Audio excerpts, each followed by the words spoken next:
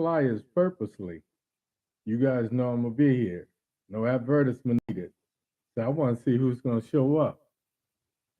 You know the deal. I'm gonna be here. I'm gonna be here.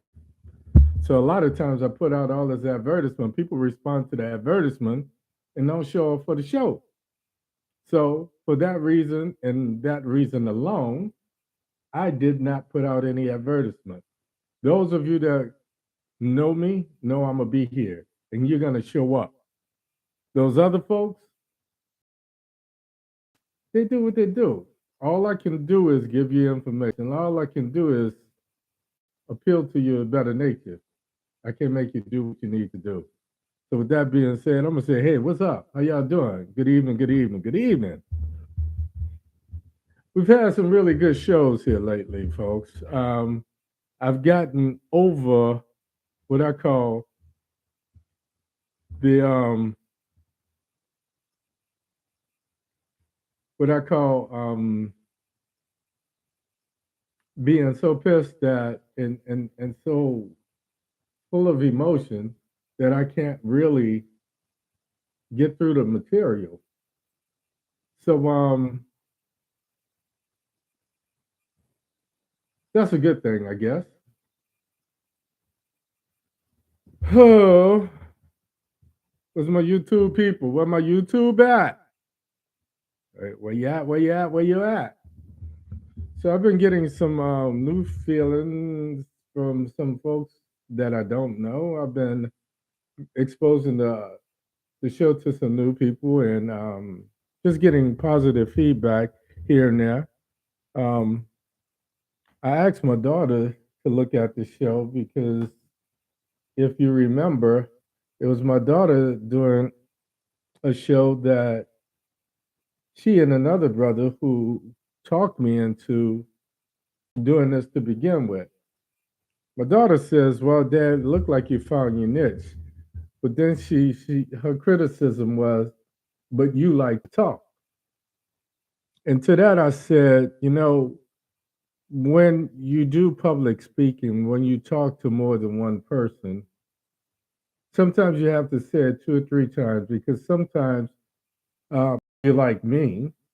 You may have some hearing impediments where you hear something and you're like, "What is it? What did it say?"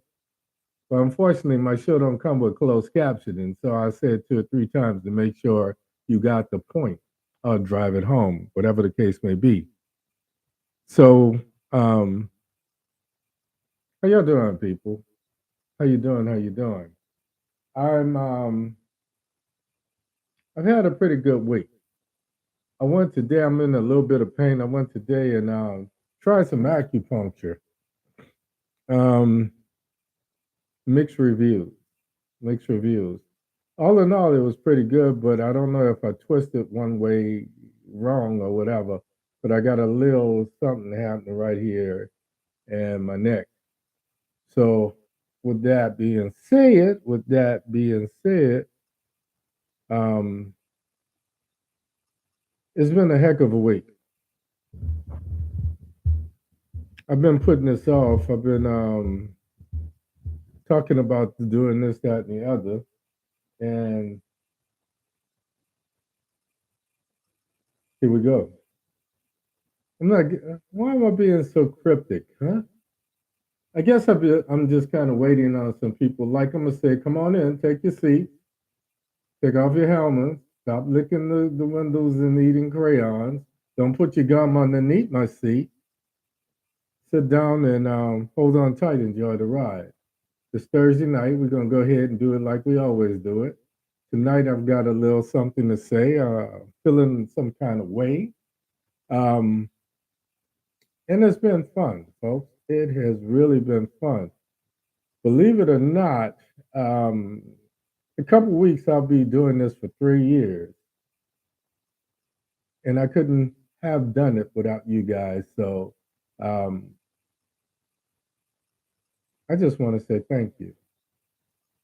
We just want to give gratitude. So what's funny is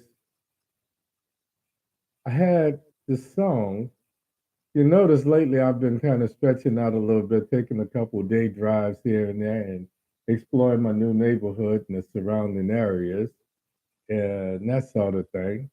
And it's been going off pretty well, I think. So I'm happy about it.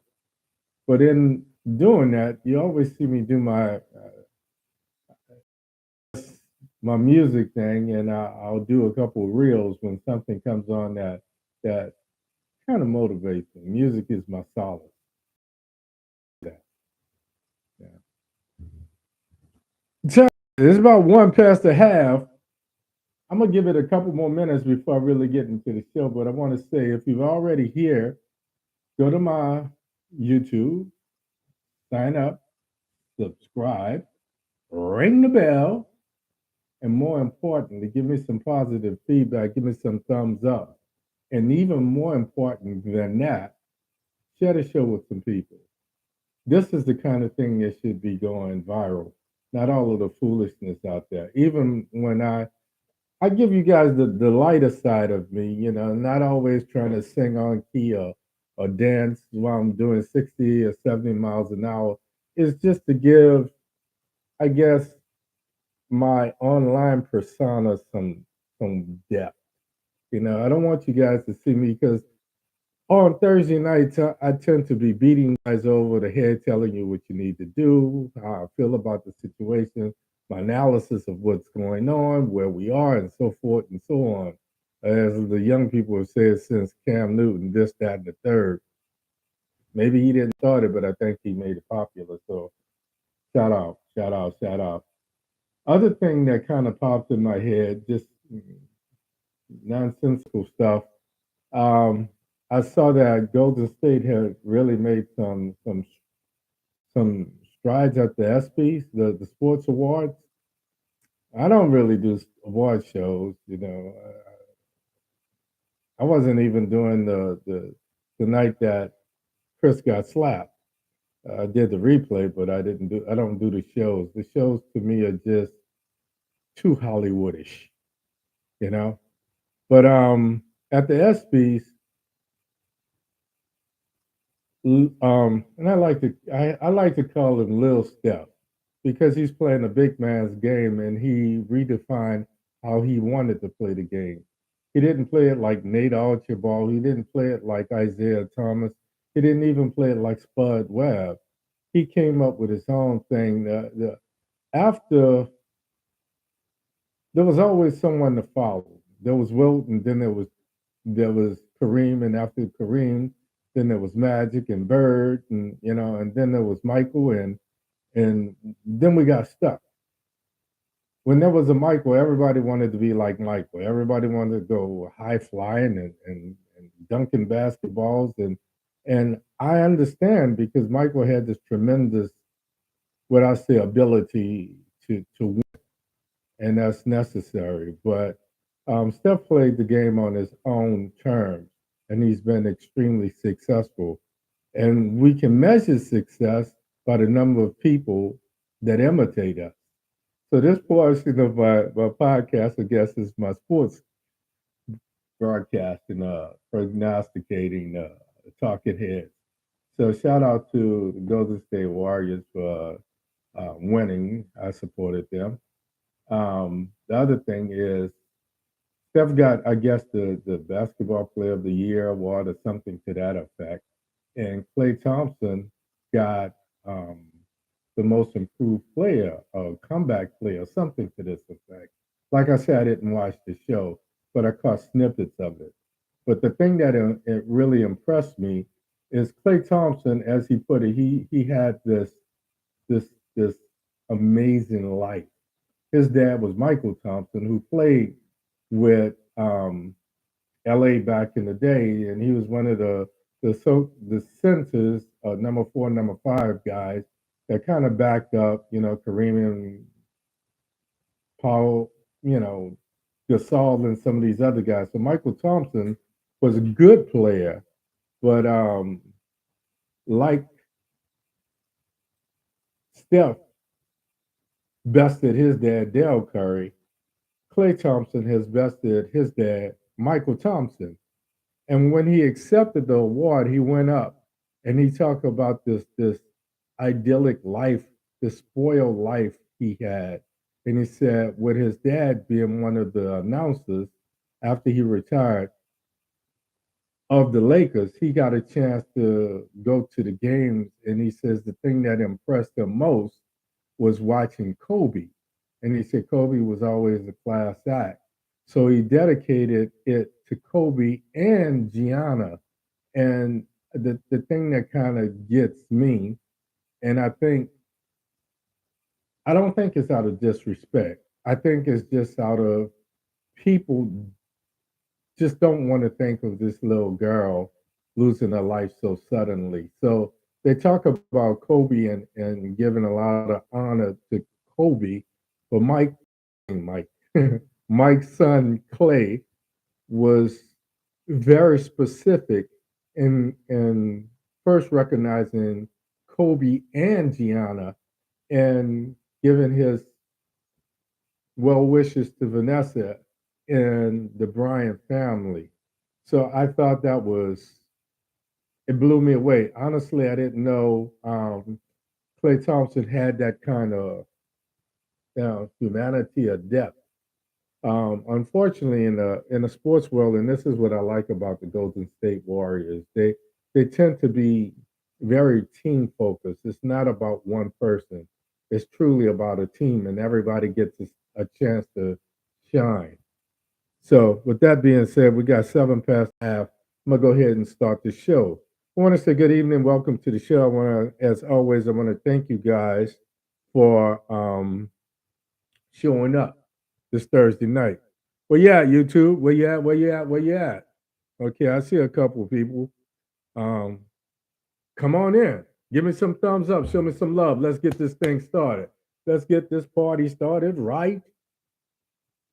Want to say good evening. Welcome to the show. I want to, as always, start off the show by saying thank you, thank you, thank you.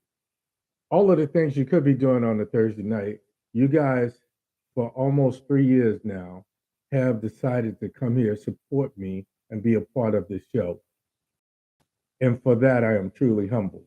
My name is Hank Batiste. My show is called OMITdaLOGIC. And with that, I said this shit makes no sense. But we try to make sense of it. We try to make it make sense. I'm your host tonight, and the voices in my head are laughing out loud at the irony that is Joe Biden. By the way, let's put out an APB called SOH. I think she's MIA. Okay, APB is what? All Points Bulletin. SOH is Speaker of the House. And MIA means Nancy's missing in action. As I look at the events that led up to tonight, um, it impressed me enough to make this show. I say that we're sitting in the cockpit of a time machine rocket, if you will. Something reminiscent of the Michael J. Fox headed back to the future. But this future is whether it's going to be a Jim Crow 1955, whether it's going to be a Wild Wild West where guns rule the law of the land, 1865, when we were black, but we couldn't vote. We had no real civil rights, even though we were so called free. It was after Juneteenth. It was after the signing of the Emancipation Proclamation. So black people and Native Americans, red people, were not even treated like second class citizens. And when you start to think about it, Richard Pryor told a joke about, back in the days, black people getting bowl haircuts, trying to pretend that like they were Chinamen, is how he put it. Because the Chinese were brought to America as well, and they were equally treated badly. So We're sitting in the cockpit of this time machine trying to decide what America we want to be. And again, I have to tell you this. We've got 110 days before the decision is made ultimately for us, by us, of the people, for the people, by the people. We be the people. So these last few months, and this last month in particular, we've got a glimpse of what could be and what will be. And I keep talking to you about this, that, and the other. You know, so we got 110 days, people. I've talked to you about putting things in perspective. I've talked to you about being inundated and overwhelmed with all of this because I know it acts on you. I know it plays on your psyche. I know it plays on, your emotion. I know it plays on how we feel and what we do and so forth and so on. So I know all of that. I know what we're feeling. So we talked about that. I tried to get you through that. I tried to get you through it because getting you through it means I'm getting me through it as well.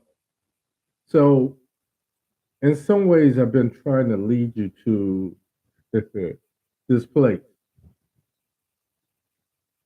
For the last year, I've been doing everything from doing evaluations of our Speaker of the House, our President, our uh, Majority Leader in the Senate, and pro temp and Civics 101. And I've done everything humanly possible. I've reminded you that we are at a place where the Trump Republicans, under the leadership, and let's not get this twisted, the only reason that Donald Trump was successful was because there was a Mitch McConnell. Without a Mitch McConnell, there would have been no Donald Trump. So this was one person who was just satisfied with the microphone and the camera. Another person who had a maniacal vision for thrusting us back to a place where America is again ruled by white Anglo-Saxon men. Because when you look at it, they don't care about their women. The women are no more than things for them to play with. So let's call it for what it is. So Mitch McConnell had this grand scheme. And then you have to look at what Mitch is married to, or who Mitch is married to. I apologize. So here we are, folks. And the irony that has me laughing this week is the fact that Biden is now starting to do what I said he should have done a year ago. Manchin has been consistent and only caring about Manchin and using the excuse of inflation. Well, um, I beg to differ. As a matter of fact, I would argue that inflation is what it is because of the greed of Joe Manchin and those like him.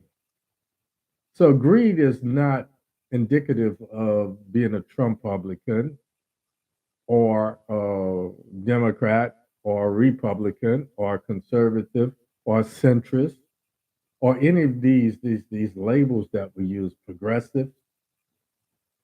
Greed is indicative of and is as American as apple pie and baseball. When we start to say life, liberty, and the pursuit of, like I told you 1,000 times before, the original caption said life, liberty, and the pursuit of property. And it was changed to life, liberty, and the pursuit of happiness. I bring this up again because I saw a couple stories. And when we start to talk about gentrification and what have you, we know it's happening in most urban areas. But I guess somewhere during COVID, the rich really got richer. And some of those upper middle class folk started traveling to places other than the cold, started traveling to areas that were a little bit open, where the laws were a little more lax for COVID. And in doing so, they started buying property. And then they had the audacity to tell the Democrats, because remember, we've got Nancy and Paul Pelosi who have been buying up everything on Wall Street, including Disney, and sharing, I'm sure, a lot of this information with their friends, be it Barbara Streisand or whoever, all of these folks that was yelling for Nancy to be Speaker of the House.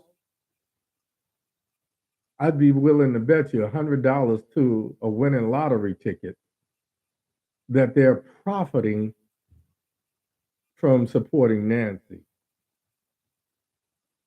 So all of those people had the audacity to impress on Biden that the way to control inflation was by raising interest rates.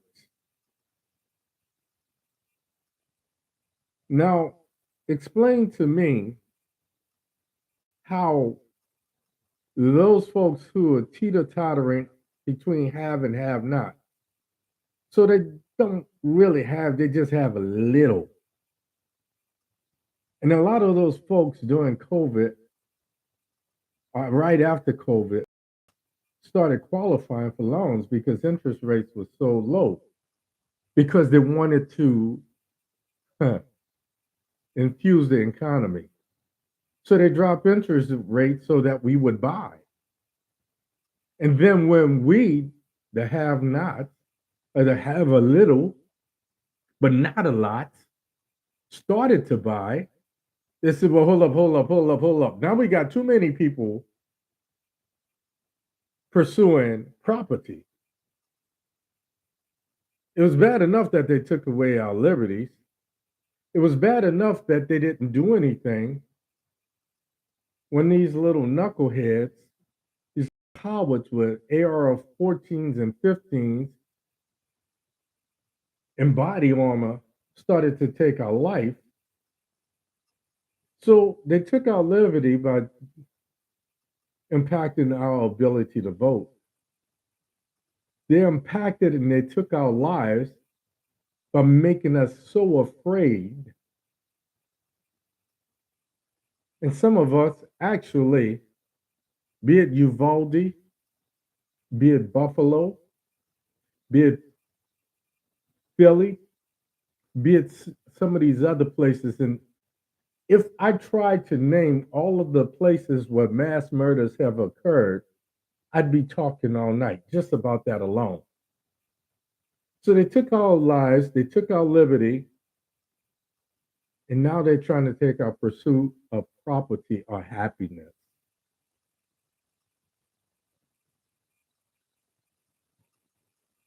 And Biden has been teeter-tottering back and forth on the seesaw,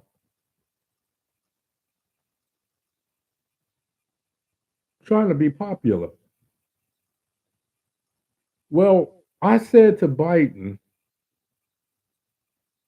about a year ago, that the only way to be successful in this current political climate is to keep your promise. And to do that, to be a leader, sometimes you have to go at it alone. And then people start to see your successes and follow you. There's some people going to follow you because they believe in the office. If I'm the director of operations, if I'm the CEO, there's certain people, be it the board of directors or my staff, that are going to support me because they feel the job is deserving of respect and support. There are others who are going to try to exploit the situation because they're jealous, because they see a chance for them to promote themselves or make money. So this is part of what we've been dealing with. And I said to Biden a year ago, you're going to have to go at it alone. It's more specifically, what I said is you're going to have to lead by executive order because there were too many warring factions and fractions within the Democratic Party itself in the upper echelons, that be Congress, that would not support you no matter what. So for a year, he allowed the mansion to play him like a yo-yo around the world and walking the dog. All of the things that we're old enough to remember with a Duncan yo-yo. And now this past week, after Manchin again decided to blow up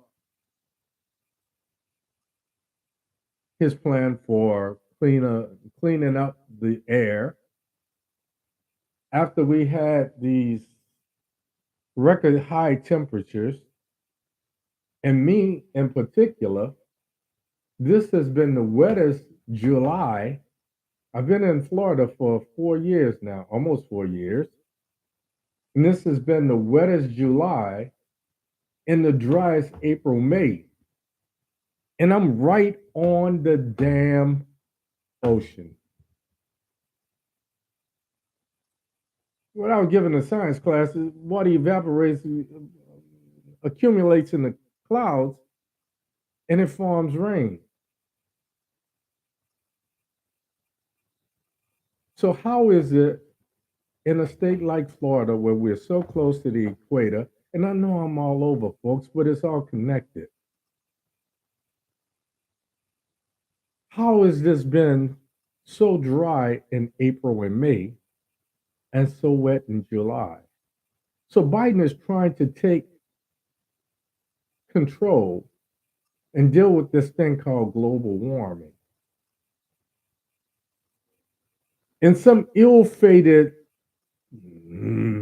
better late than never, in his mind, someone has whispered in his ear, be it, and I don't want to talk about his advisors, mostly because two of them are from the state of Louisiana.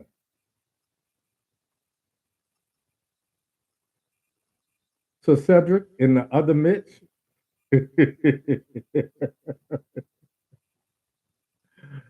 maybe somebody whispered in Biden's ear, or maybe somebody showed him one of my podcasts where I said, Mr. President, you are going to have to lead by executive order. If you keep your promises to America, your numbers are going to go up. If you follow your original vision for America, your popularity is going to go up. If you keep your campaign promises, more importantly, the Dems will no longer be DIMs. they're going to have more cohesiveness and unity because now they realize the people are following you. Now they realize that there's something to be said about an elected official that actually do what they said they were going to do in their campaign promises. So we're going to look at this two ways, and then I'm going to back up out of here. One, if he had listened to me, the first 100 days, he was successful because why? He had momentum. Everybody wanted to see the reversal of Despicable Donnie on all his oppressive policies. Everybody was pissed about what happened on January and tonight is supposed to be the last hearing, but I'm not even talking about that anymore. It's a waste. For the first 100 days, Joe Biden led by executive order. He didn't wait on Congress to get off his ass and say, "We're behind you, Mr. President." He did what he knew had to be done, and he was extremely successful. And then that little evil garden gnome that is Mitch McConnell, that's what he looks like, a little garden gnome that should be sitting on the lawn in front of the U.S. Capitol. He says, "Well, I thought you said that you were going to be different from Trump.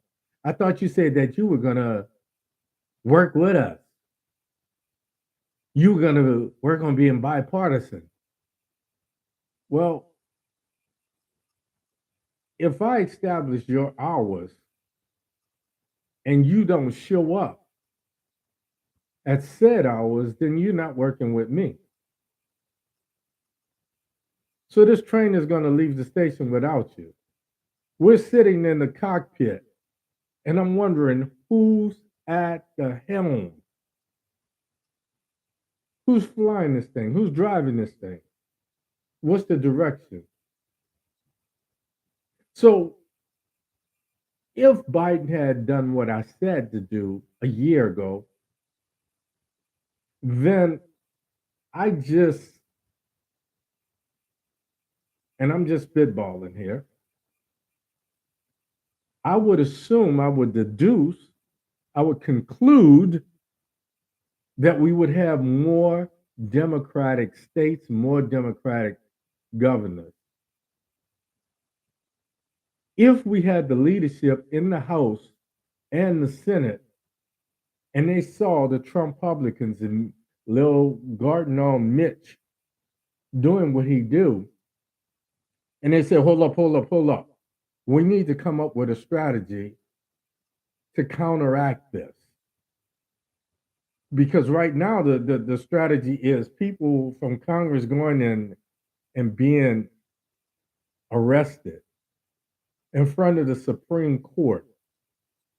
Like somehow that's going to change the minds of the likes of Clarence Thomas. Are you kidding me? The time to act was before.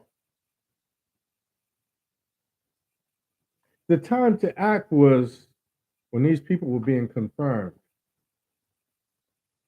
And you say this person has always walked like a duck, quacked like a duck, had a bill, is certainly not a goddamn turtle.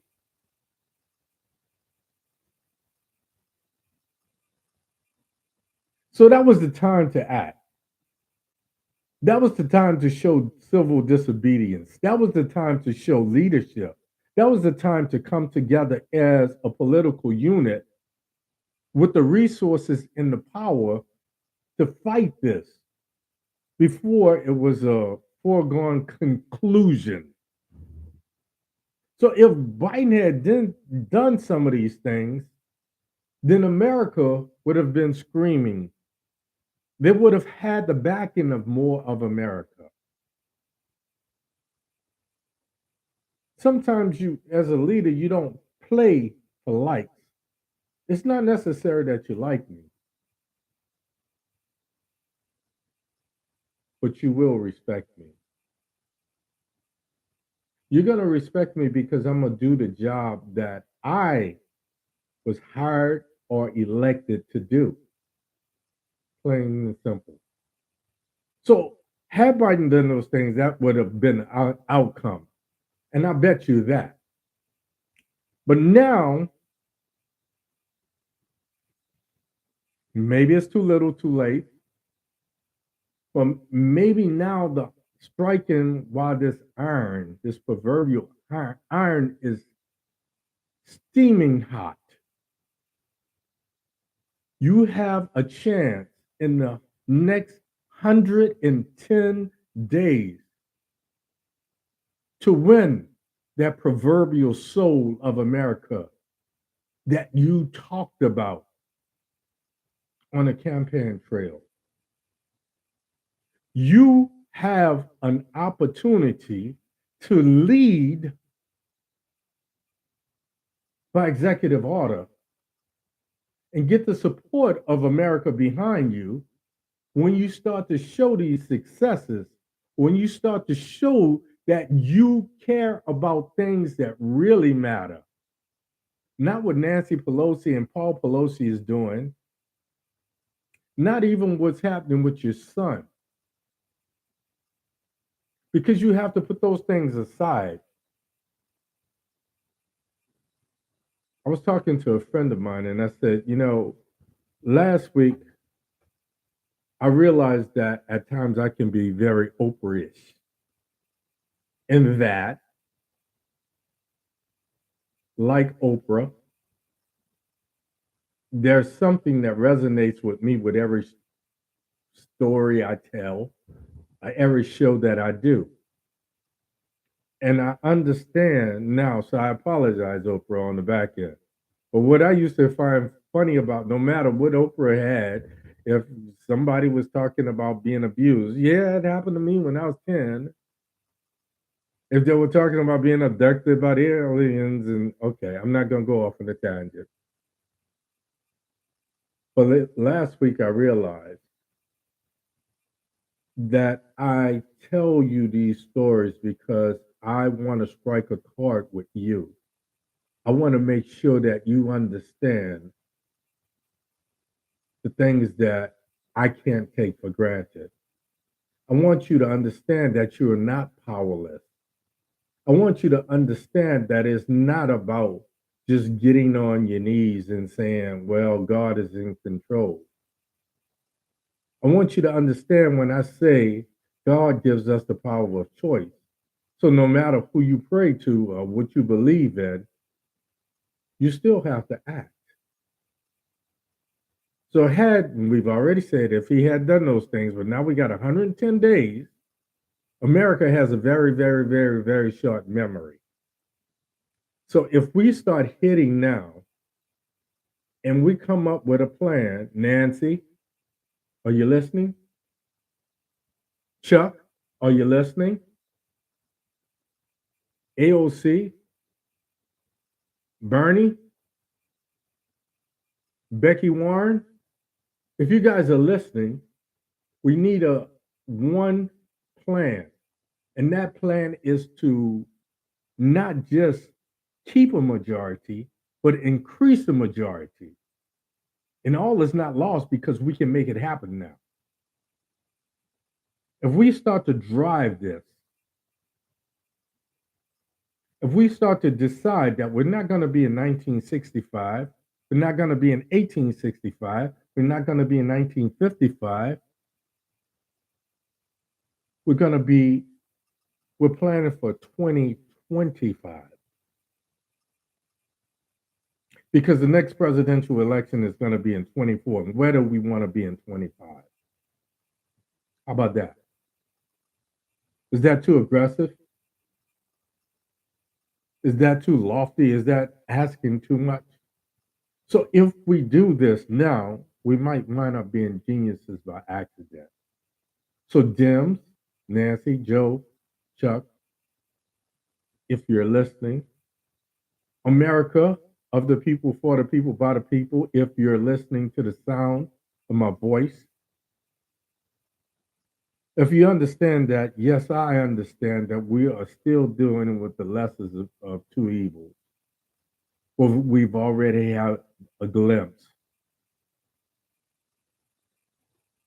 of Mitch. And the thing that makes Mitch evil is he really believed that the ends justify the means. So he doesn't have a problem in supporting this maniacal, power-driven fascist by the name of Donald J. He doesn't have a problem in supporting this post-concussive nitwit. And I apologize to those folks who have the IQ of a true nitwit named Herschel Walker, or this wife beater that he's supporting, or these people that he are putting on. And he made a deal with Joe Biden, and I'm not going to even get into it. But he made a deal. He was making a deal with Biden to put somebody else on the court, another federal judge, circuit court judge. And Biden was going to get something in return, so called support. But the problem with that is Mitch McConnell is never going to follow through. Rand Paul was already screaming that Mitch McConnell was going to do it. So let's not go off. 110 days. We know the alternative. We had a glimpse right now in the last 2 weeks of what our world will look like in November and January of 2023.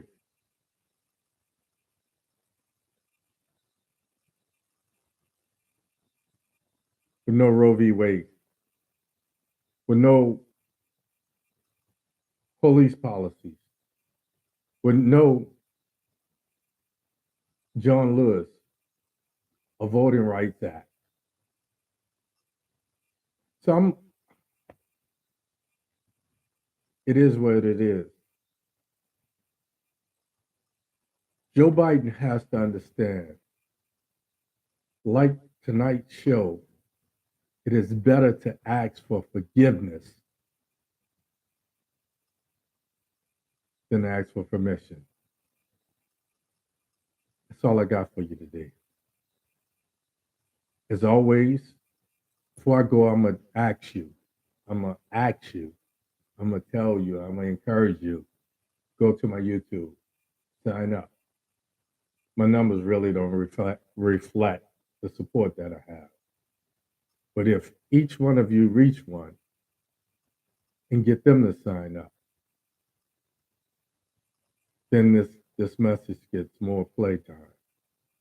So go to my YouTube, subscribe, hit the bell, give me some thumbs up, give me some words of encouragement. Even, and like I say, it's not about being yes men or women.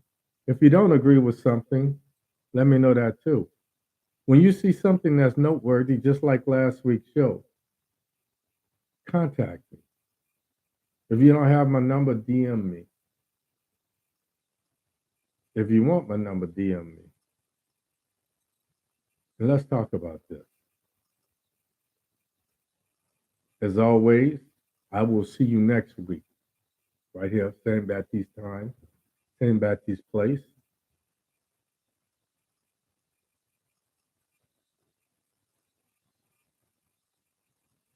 110 days, folks. These folks are behaving, more importantly, misbehaving. So we have to do what we have to do. Last thing before I go, contact your voter registration. Make sure that's just squared away. Make sure you know where you're supposed to vote.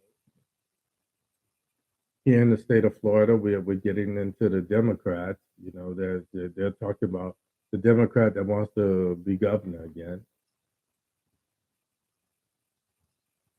And I say again because Charlie Crist, and I'm not even, good night, folks. I'm not going there. That's all I got for you tonight. Go to my YouTube, sign up. See you next week. Same Baptiste time, same Baptiste place. And one more thing before I go. After you sign up, after you subscribe, after you ring the bell, after you give me these words of encouragement and support and so on, share the video. If you do that, then we're going to get what we want in 110 days. I promise you. It's always important to wish you love. I wish you peace. I like you, man. Grease. Good night. I'm out of here.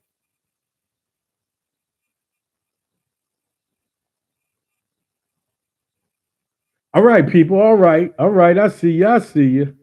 I see you. I see you.